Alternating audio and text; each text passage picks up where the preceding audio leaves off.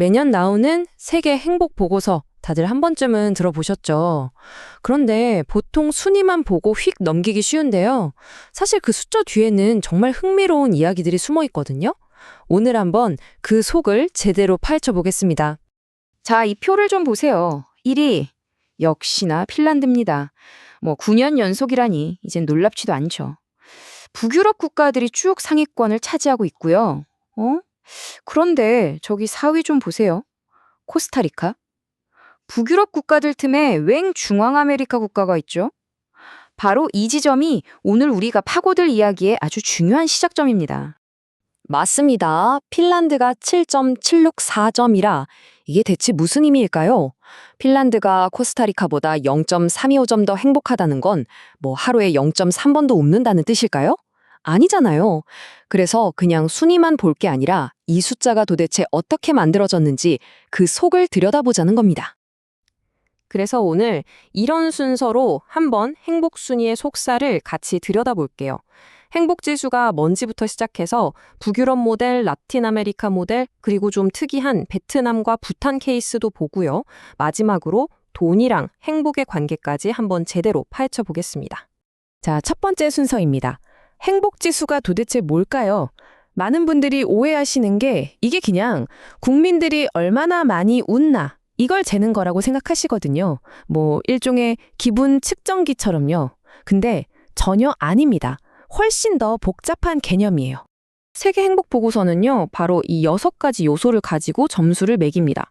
보시면 경제력, 사회적 지원, 건강, 자유 같은 것들이 있죠. 이건 단순히 개인의 주관적인 느낌을 넘어서 그 사회 자체가 얼마나 건강하고 튼튼한지를 보여주는 지표들이에요.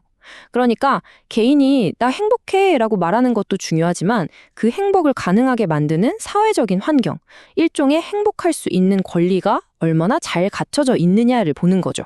그럼 이제 이 행복 순위에서 거의 붙박이 1등인 북유럽 모델을 한번 뜯어보겠습니다. 도대체 왜 핀란드를 비롯한 이 나라들은 항상 최상위권일까요? 핵심은요, 단순히 돈이 많아서가 아니에요. 이 사회들을 떠받치는 가장 중요한 기둥, 그건 바로 신뢰입니다. 내 이웃을 믿을 수 있고, 내가 어려울 때 국가 시스템이 나를 지켜줄 거라는 그런 강력한 믿음, 이게 바로 높은 행복 점수의 진짜 비밀인 거죠. 여기서 정말 재미있는 개념이 하나 나오는데 바로 얀테의 법칙이라는 겁니다. 이게 뭐냐면 너 혼자 잘났다고 생각하지 마라 이런 공동체와 평등을 강조하는 문화적 코드 같은 거예요. 어떻게 보면 개인의 개성을 좀 누르는 것처럼 보일 수도 있고 실제로 그런 비판도 있어요. 근데요, 이게 역설적으로 작용하는 겁니다. 모두가 너무 튀려고 경쟁하기보다는 함께 가는 문화를 만들면서 사회 전체의 안정감과 신뢰도를 엄청나게 높여주는 거죠. 자, 그런데 행복으로 가는 길이 꼭 북유럽식 하나뿐일까요? 에이, 그러면 너무 재미없죠. 여기서 이야기가 확 흥미로워집니다. 바로 경제적으로는 북유럽만큼 부유하지 않은데도 행복 순위가 높은 라틴 아메리카 국가들의 등장입니다.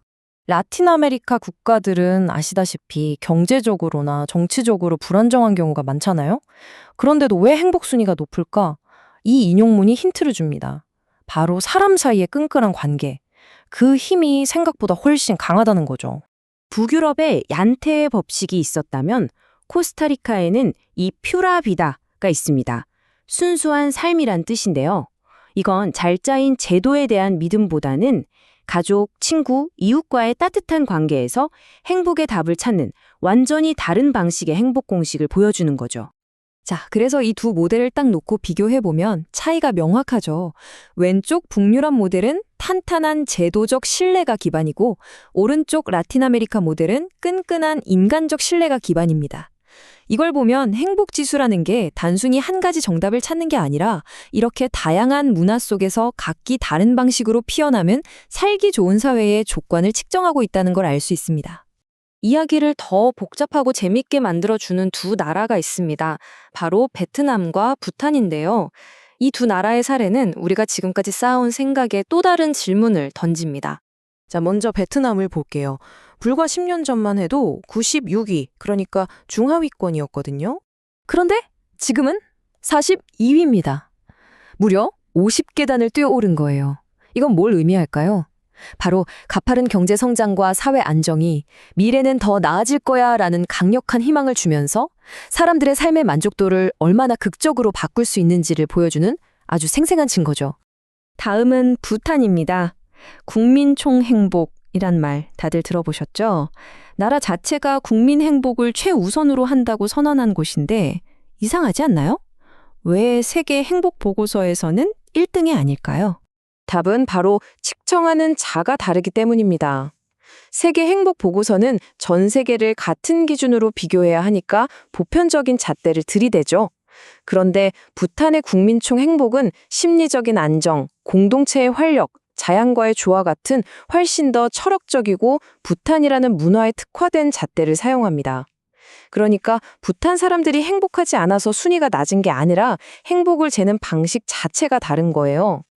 자, 지금까지 우리는 신뢰, 공동체, 희망 같은 가치들을 살펴봤습니다. 그러면 제일 현실적인 문제, 돈은 어떨까요? 돈이 많으면 행복할까요?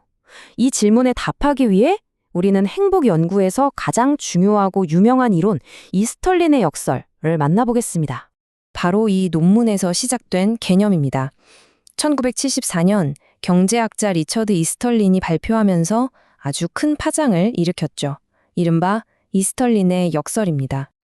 이 역설 아주 간단하게 설명해 드릴게요. 한 나라가 부자가 된다고 해서 그 국민들이 계속해서 더 행복해지지는 않는다는 겁니다. 왜 그럴까요? 내 월급이 오르면 좋죠. 그런데 옆 사람 월급도 같이 오르고 사고 싶은 건 더 비싸지고 눈높이는 계속 올라가잖아요. 결국 제자리 걸음이라는 거죠. 그러니까 여기서 우리가 얻어야 할 교훈은 명확합니다. 돈, 물론 중요하죠. 특히 가난에서 벗어날 때는 절대적으로 중요합니다. 하지만 일단 기본적인 생활이 해결된 다음부터는 끝없는 경제 성장만이 국가 행복의 정답은 아니라는 겁니다. 자, 이제 마지막입니다. 오늘 우리가 나눈 이야기의 조각들을 한번 다 맞춰보죠.